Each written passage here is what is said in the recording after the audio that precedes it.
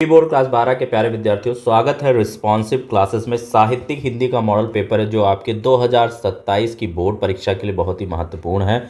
2027 की अगर आप बोर्ड परीक्षा देने जा रहे हैं और आपने साहित्यिक हिंदी लिया है तो आपके लिए बहुत ही महत्वपूर्ण वीडियो होगी बच्चों, क्योंकि आज हम आपको बताएंगे कि 2027 में आपका पेपर कैसे आएगा और प्रश्न कैसे बनेंगे।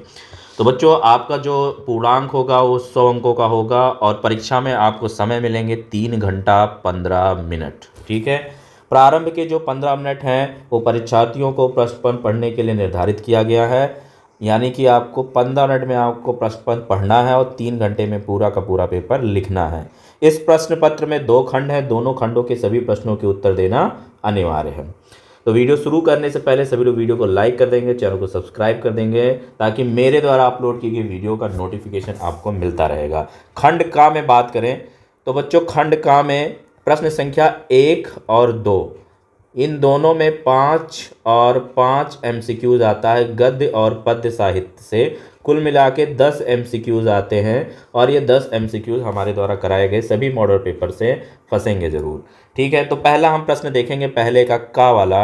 आवारा मसीहा कृति के लेखक हैं। ऑप्शन नंबर 1 है विष्णु प्रभाकर, दूसरा है अमृत राय, तीसरा है नागार्जुन एंड चौथा है भैरव प्रसाद गुप्त। तो आवारा मसीहा कृति किसके द्वारा लिखी गई है? विष्णु प्रभाकर के द्वारा लिखी गई है। ऑप्शन नंबर पहला यहाँ पे बिल्कुल सही हो जाएगा। अगला प्रश्न यहाँ पे आपको स्क्रीन पे दिख रहा है, दूसरे का खा वाला। बादल की मृत्यु एकांकी है।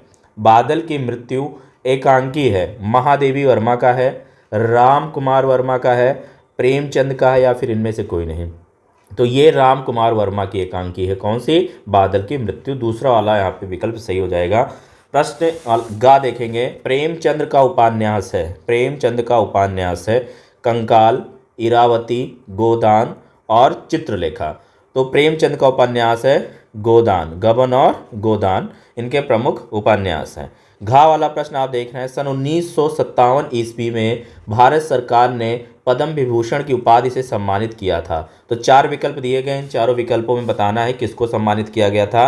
रामचंद्र शुक्ल जी को, डॉक्टर हजारी प्रसाद द्विवेदी को, महादेवी वर्मा को, इनमें से कोई नहीं। तो डॉक्टर हजारी प्रसाद द्विवेदी को 1957 में भारत सरकार द्वारा पद्म भूषण की उपाधि से सम्मानित किया गया। ऑप्शन नंबर दूसरा सही होगा। अंगा वाला प्रश्न यहाँ पे देखेंगे, पंडित दीनदयाल उपाध्याय की रचना है। पंडित दीनदयाल उपाध्याय की रचना है विचार और वितर्क, भारतीय अर्थनीति, धरती के फूल, इनमें से कोई नहीं।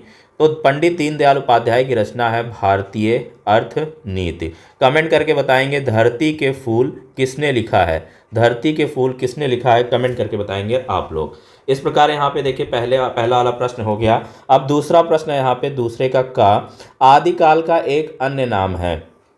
आदिकाल का एक अन्य नाम है सिद्ध सामंत काल, श्रृंगार काल, स्वर्ण युग, अलंकृत काल। तो आदिकाल का एक अन्य नाम है आपका सिद्ध सामंत काल। ऑप्शन नंबर ए यहाँ पे बिल्कुल सही हो जाएगा। अगला प्रश्न दूसरे का खा है कि पागल पथिक किस विधा की रचना है। पागल पथिक किस विधा की रचना है?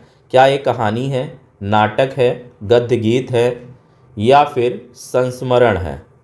तो पागल पथिक एक गद्य गीत है और ये किसने लिखा है? राय कृष्णदास ने लिखा है। बिल्कुल ऑप्शन नंबर तीसरा यहाँ पे सही हो जाएगा। दूसरे की गा की तरफ जाएंगे, किशोरीलाल गोस्वामी की रचना है। किशोरीलाल गोस्वामी की रचना है इंदुमती, नहुस, आलोक पर्व, कुटज।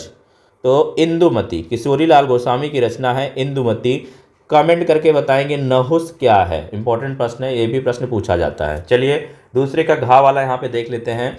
निम्नलिखित में से राम भक्त की शाखा के कवि नहीं थे। तो देखिए नाभादास, तुलसीदास, अग्रदास, ये तीनों ही राम भक्ति शाखा के कवि थे। चतुर्भुज दास ये राम भक्ति शाखा के कवि नहीं थे, ये कृष्ण भक्ति शाखा के कवि थे। तो आपको बताना था राम भक्ति शाखा के कवि कौन नहीं है, तो चतुर्भुज दास। दूसरे का अंगा वाला प्रश्न है, महावीर प्रसाद द्विवेदी संपादक हैं सरस्वती पत्रिका के, प्रभा पत्रिका के, कविवचन सुधा पत्रिका के, चांद पत्रिका के। तो महावीर प्रसाद द्विवेदी जो हैं वो किस पत्रिका के संपादक हैं? तो इन चारों में से आपका पहला वाला सही हो जाएगा। महावीर प्रसाद द्विवेदी जी सरस्वती पत्रिका के संपादक थे, पहला विकल्प सही हो जाएगा।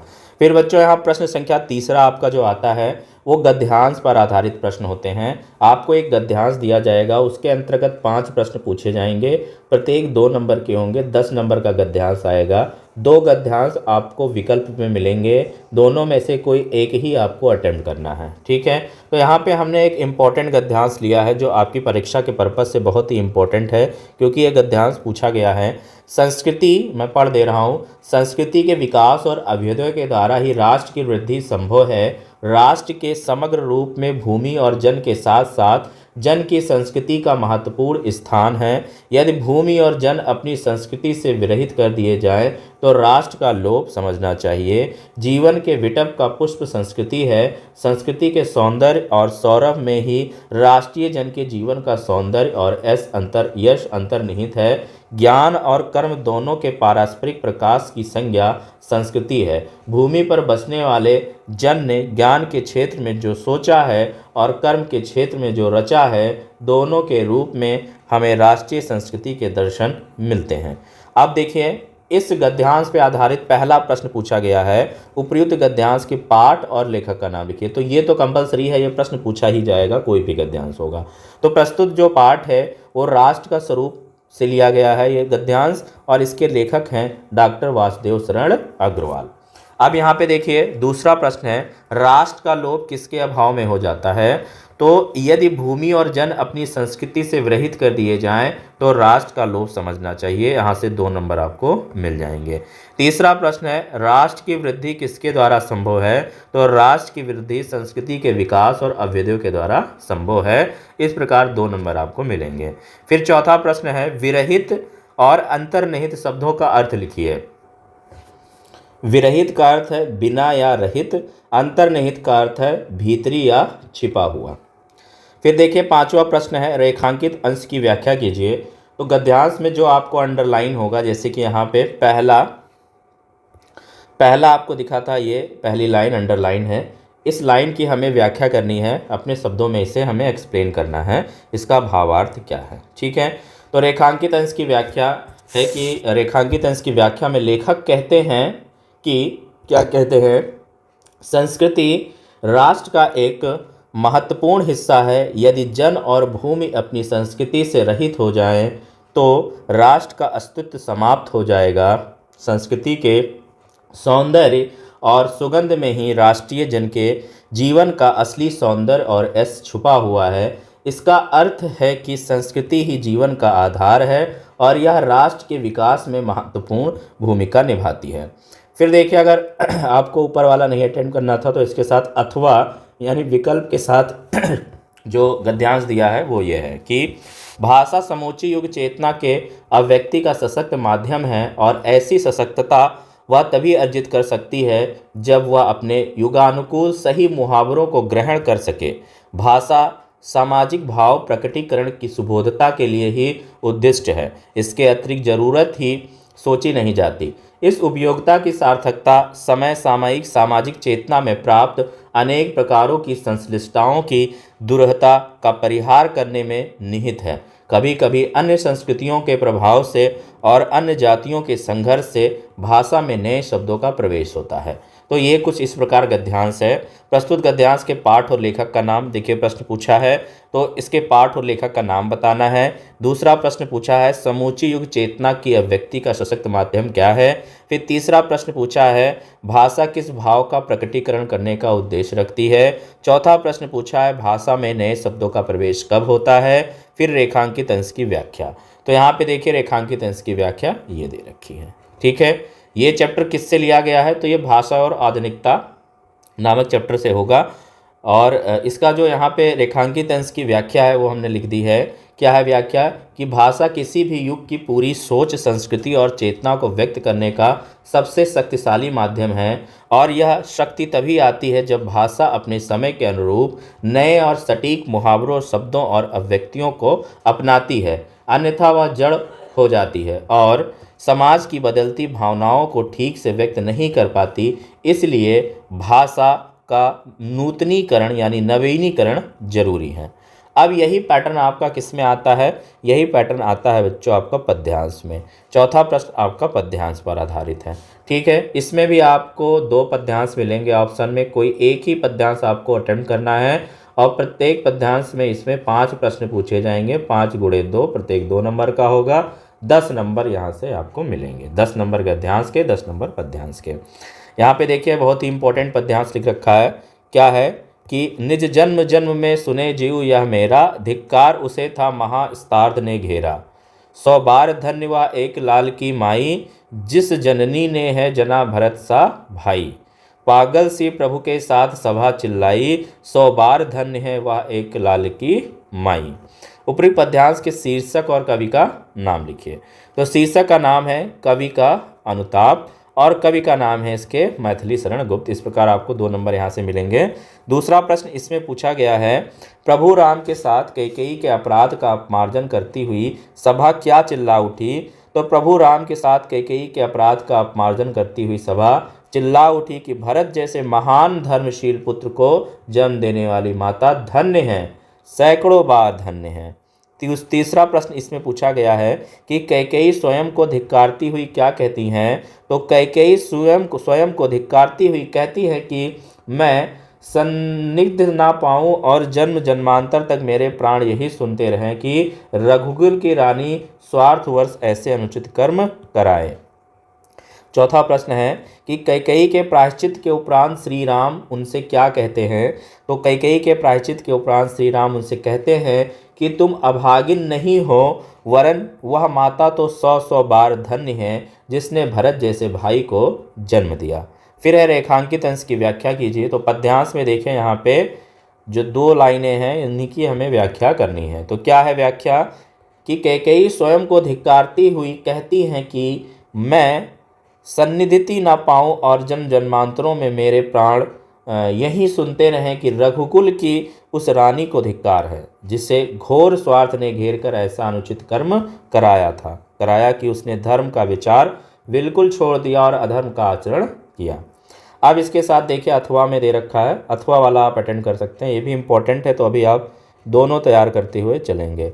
आज बचपन का कोमल गात, जरा को पीला पात, 4 दिन सुखद चांदनी रात और फिर अंधकार अज्ञात। शिशिर सा झर नैनों का नीर, झुलस देता गालों के फूल, प्रणय का चुंबन छोड़ अधीर, उधर जाते अधरों के को फूल। उपरोक्त पद्यांश के शीर्षक और कवि का नाम लिखना है। तो ये पद्यांश के शीर्षक है परिवर्तन और कवि है सुमित्रानंदन पंत। ठीक है, तो इस प्रकार यहाँ पे देखिए प्रश्न के उत्तर लिख रखे हैं, आप इसको पॉज करके पढ़ लीजिएगा और रेखांकित अंश की व्याख्या भी यहाँ पे लिख रखी है। अब 5वां प्रश्न जो होगा वो लेखक के जीवन परिचय देते हैं उनकी साहित्यिक विशेषताओं पर प्रकाश डालना होता है। ठीक है, इसी प्रकार एक लेखक और इसी प्रकार एक कवि का जीवन परिचय देते हैं उनकी कृतियों का उल्लेख। तो ये 5 + 5 यानी 10 नंबर का लेखक और कवि के जीवन परिचय और कृतियाँ आती हैं। छठा प्रश्न जो आपका जाता है वो बहादुर अथवा खून का रिश्ता कहानी की कला के आधार पर समीक्षा कीजिए, या फिर लाटी की प्रमुख यात्रा की चारित्रिक विशेषताओं पर प्रकाश डालिए। तो देखिए इस प्रकार कहानी से आपका 5 नंबर का प्रश्न आया है, तो ये भी आपको तैयार करना, ये फिक्स है, आता ही आता है। फिर जो 7वां प्रश्न होता है वो स्वपथित खंड काव्य के आधार पर किसी एक खंड काव्य के प्रश्न का उत्तर देना होता है। तो जो भी खंड काव्य आप पढ़ रहे हैं या आपके यहाँ पढ़ाया जा रहा है, जैसे अगर आप रश्मि रथी पढ़ रहे हैं, सत्य की जीत पढ़ रहे हैं, या फिर मुक्ति यज्ञ पढ़ रहे हैं, या फिर आप त्यागपति पढ़ रहे हैं, ठीक है, आलोक वृत्त पढ़ रहे हैं, श्रवण कुमार पढ़ रहे हैं, जो भी खंड काव्य आप पढ़ रहे हैं उस प्रश्न का उत्तर आप अटेंड कर लेना। 5 नंबर का ये पेपर में आएगा। फिर खंड खा में आ जाते हैं हम अनिवार्य संस्कृत की तरफ, जिसमें पहला प्रश्न आता है जो गद्यांश पर आधारित होता है। गद्यांश का संदर्भ सहित अनुवाद करना होता है। तो यहाँ पे हमने एक इम्पोर्टेंट गद्यांश लिखा है जो पेपर में आता है, इसको आप पढ़ लेना और इसके प्रश्न पूछे जाएंगे। पहला प्रश्न होगा संदर्भ लिखना जो कि 2 नंबर का होगा, और अनुवाद पूछा जाएगा जो कि 5 नंबर का। तो ये 7 नंबर का आपका गद्यांश और 7 नंबर का आपका संस्कृत पद्यांश आएगा। ठीक है, तो प्रस्तुत गद्यांश हमारी पाठ्य पुस्तक संस्कृत के महर्षि दयानंदन नामक पाठ से ये अवतरित है और इसका यहाँ पे देखिए अनुवाद लिखा है, पढ़ लीजिए। इसमें भी आपको एक ऑप्शन मिलेगा, तो एक ही आपको अटेम्प्ट करना है, जो आपको अच्छे से आ रहा होगा वो आप अटेम्प्ट कर लेना। यहाँ पे देखिए ये भी इम्पोर्टेंट गद्यांश है, इसको भी आप तैयार करना। और ये जो गद्यांश है प्रस्तुत गद्यांश हमारी पाठ्य पुस्तक संस्कृत के जातक कथा पाठ के उलूक जातकों खंड से ये लिया गया है। ठीक है, अब इसका अर्थ भी अनुवाद भी आपको तैयार करना है, तो ऑप्शन वाला हमने यहाँ पे नहीं लिखा है अर्थ। ठीक है, खा वाला देखेंगे यहाँ पे, निम्नलिखित श्लोकों का हिंदी में संदर्भ सहित अनुवाद कीजिए। तो यहाँ पे 2 नंबर संदर्भ और 5 नंबर अनुवाद लिखने के, तो 7 नंबर यहाँ भी आपको मिलेंगे। जैसे कि यहाँ पे देखिए पहला श्लोक यहाँ पे है, तो ये जो श्लोक है ये हमारी पाठ्य पुस्तक संस्कृत के ऋतुवर्णम नामक पाठ के वसंत खंड से ये लिया गया है। और दूसरा जो यहाँ पे श्लोक लिया गया है वो ये है। ठीक है, जो हमारी पाठ्य पुस्तक संस्कृत दिग्दर्शिका के सुभाष रत्नान नामक पाठ से लिया गया है। तो ये लिखने पे आपको 2 नंबर और इसका अनुवाद लिखने पर आपको 5 नंबर, तो 7 नंबर यहाँ से आपको मिलेंगे, जिसका अनुवाद यहाँ नीचे लिखा है। फिर 9वां प्रश्न है, निम्नलिखित में किन्हीं 2 प्रश्नों के उत्तर दीजिए। 4 आपको प्रश्न आएंगे संस्कृत के प्रश्न उत्तर और कोई 2 आपको अटेंड करना है। 2 + 2 ये 4 नंबर आपको यहाँ से मिलेंगे। फिर आपका रस छंद अलंकार से आएगा 2-2 नंबर का, तो ग्रामर के रस छंद अलंकार आप तैयार कर लीजिए, 6 नंबर यहाँ से आपको मिलेगा। और आपको निबंध तैयार करना है। 11वां प्रश्न जो होगा जिसमें 4 निबंध दिए जाएंगे, कोई एक आपको लिखना होगा, 9 नंबर का आपका निबंध आएगा। ठीक है, अब यहाँ पे देखिए 12वां प्रश्न आ जाता है यहाँ पे व्याकरण से, संस्कृत व्याकरण से। जैसे भावुका का संधि विच्छेद यहाँ पे पूछा है, तो इसका उत्तर आपको बताना है। सच्चरित्रम का संधि विच्छेद पूछा है, तो सच्चरित्रम हो जाएगा। रामस्तिष्ठति में संधि है, तो इसमें कौन सी संधि है? व्यंजन संधि है। ठीक है, तो इस प्रकार के प्रश्न पूछे जाएंगे। यहाँ पे देखिए किसी एक विग्रह का समास का नाम लिखना है, 3 दिया गया है। ठीक है, जैसे पीताम्बा में बहुव्रीहि समास है, प्रतिदिनम में, ठीक है, प्रतिदिन अव्ययीभाव समास है। ठीक है, निम्नलिखित में से कमेंट करके बताएंगे पीत कमलम में कौन सा समास है। किसी एक शब्द का धातु एवं प्रत्यय लिखना होता है।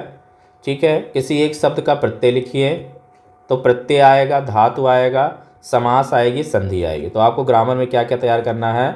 ठीक है, ऐसे ही प्रश्न आपको एमसीक्यू टाइप के पूछे जाएंगे। आपको तैयार करना है संधि, प्रत्यय, धातु, ठीक है, धातु रूप, संधि, प्रत्यय, धातु रूप और समास। इससे प्रश्न आपके पूछे जा रहे हैं 1-1 नंबर के, तो ये सब अभी आपको तैयार करना है।